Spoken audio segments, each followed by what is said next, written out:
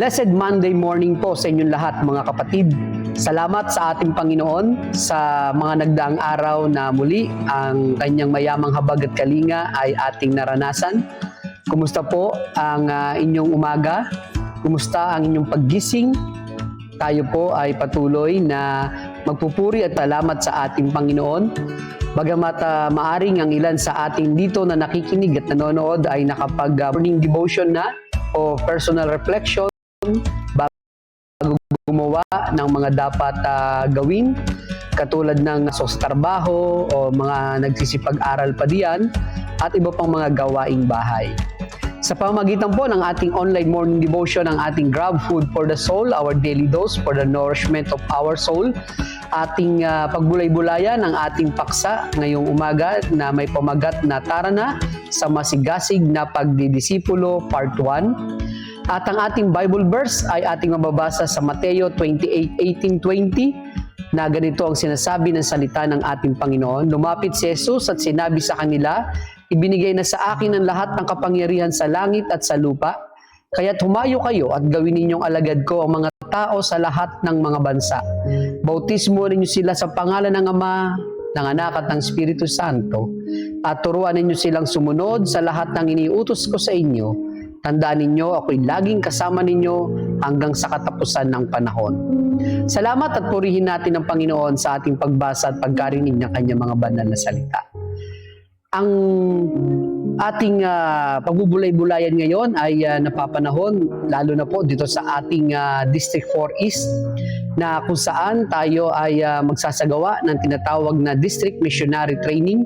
Simula po ngayong umaga, araw na ito, June 17, hanggang sa Friday, June 21, sa ating pagpapayaman ng mga aral at salita ng Panginoon, lalo na sa larangan ng pagmimisyon at pagbabahagi ng mabuting balita ng Panginoon, maging sa pamamahala. Kaya dalangin natin ang katagumpayan ng gawain ito at para sa kapurihan ng ating Panginoon.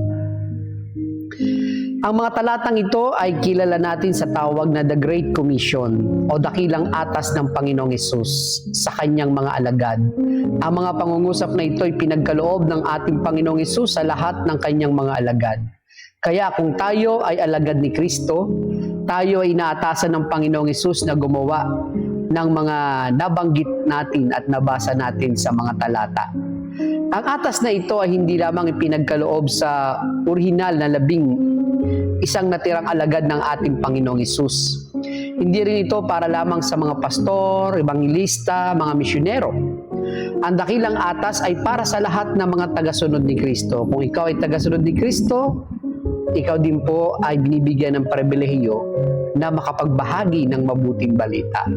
Kung tayo ay kanyang alagad, tayo rin ay isang mabiyayang pagkakataon na sumunod sa ating Panginoon sa kanyang mga atas at utos. Marami sa atin ngayon ang nakakalimutan na ang letter C sa commission, kaya't nagiging great omission. Bilang mga mananampalataya ng ating Panginoon Diyos, papaano nga po ba tayo tutugon sa dakilang atas ng ating Panginoong Jesucristo? Marami pong mga grupo ng pag-aaral, maging sa iba natin mga nadadaluhan ng mga small group, may mga tinatawag tayong mga oikos, meron tayong mga tinatawag na I-Class 101, at maging ilang pang mga grupo ng pag-aaral ng salita ng ating Panginoon, kung saan ito ay malalim na pinapaunawa sa atin yung dakilang atas ng ating Panginoong Hesus sa ating iglesia. Ito ay malinaw na isang ministeryo ng paglilingkod na ito po ay nagbubunsod sa atin upang lalo tayong maging masigasig sa pagsunod, sa pagtalima sa mga aral at turo, utos ng ating Panginoon. Tignan po natin ang maunang dalawang puntos natin dito sa unang bahagi ng ating tinatalakay na tara na maging masigasig sa pagdidisipulo.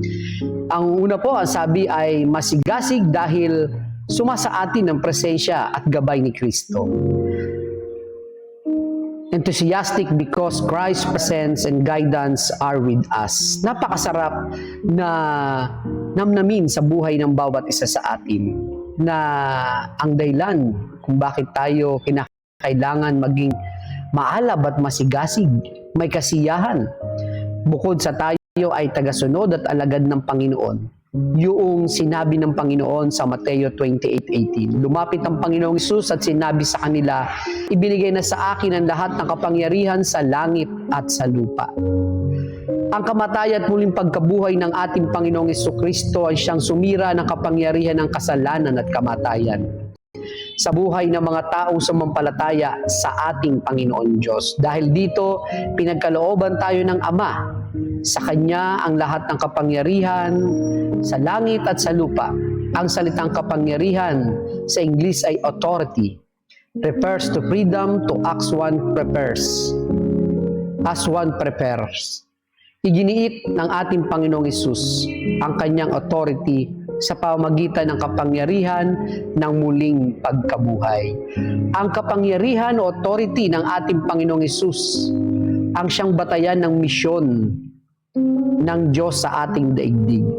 May bibigay natin ng buong pagtitiwala sa ating Panginoong Hesus sapagkat walang kapangyarihan sa langit sa lupa na hindi nilagay sa ilalim ng kanyang kapangyarihan.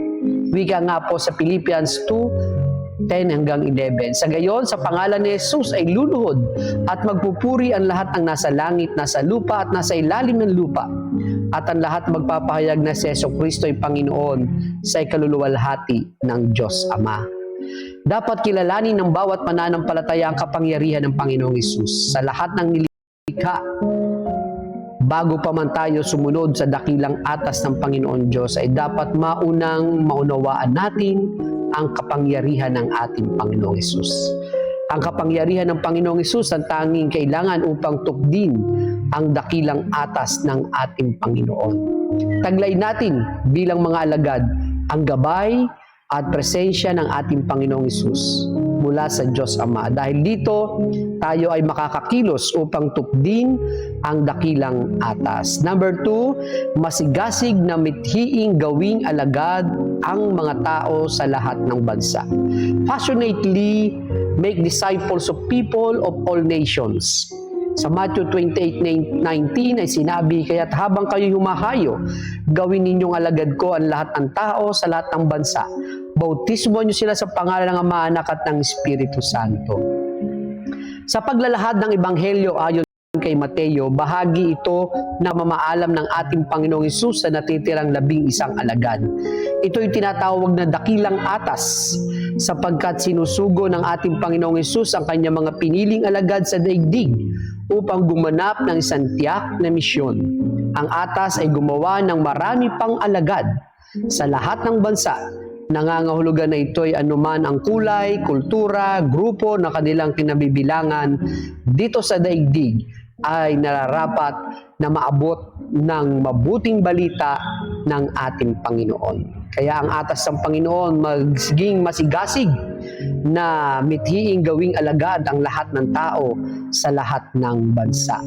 Nagbibigay din po ito ng mahalagang pansin sa relasyon at karanasan ng mga kaanib upang magsilbing matibay na basehan ng pamumuhay sa mga kaalaman at natutuhan. Kaya kung tayo ay mayroong magandang relasyon at malalim ang ating pagkakaunawa sa kapangyarihan ng Panginoon, lalo itong ng matibay na pamumuhay, kaalaman mula sa katotohanan na ating mga napag-aralan sa kapangyarihan ng aral at salita ng ating Panginoon. Ang alagad ng ating Panginoong Hesus ay ang taong naging katulad ng kanyang Panginoon sa pakikipagrelasyon sa Kanya. Sila ay natuto at nagpapasakop sa kanilang Panginoon.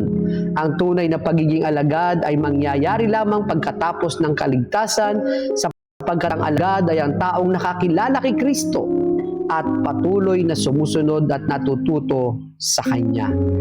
Ang mananampalataya na natututo, sumusunod at lumalago sa Kanyang ang totoong alagad ng ating Panginoong Hesus.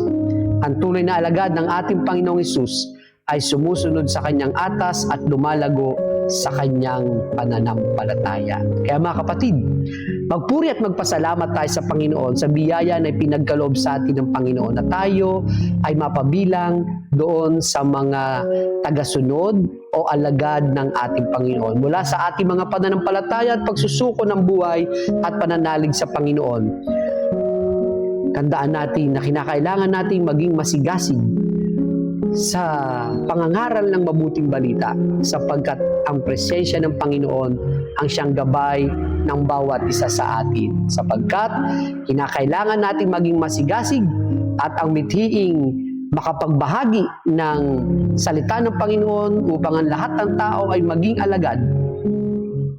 Kinakailangan nating gawin ang mga atas na ito para sa karangalan at kaluwalhatian ng Panginoon bilang isang taong binago ng Panginoon at nakaranas ng pagpapatawad, kaligtasan mula sa habag at kalinga ng Panginoon.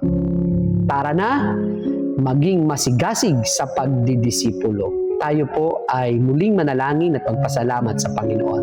Pinupuri at pinasasalamatan ka namin, Panginoon, sa umagang ito, sa isang umaga na punong-puno ng pag-asa. Salamat, Panginoon, sa pribilehiyo na kami po ay maging alagad mo at makapangaral ng mabuting balita sa maraming paraan at sa lahat ng panahon. Panginoon, aking pong pinapanalangin ang aking mga kapatid sa umagang ito, sa lahat ng kanilang gagawin sa buong araw, ang iyong masaganang basbas at pagpapala, kalakasan, karunungan, sa pagtatrabaho, sa pag-aaral at sa iba pang mga activities, maging ang kagaling at kalakasan upang maging physically fit ang bawat isa sa amin.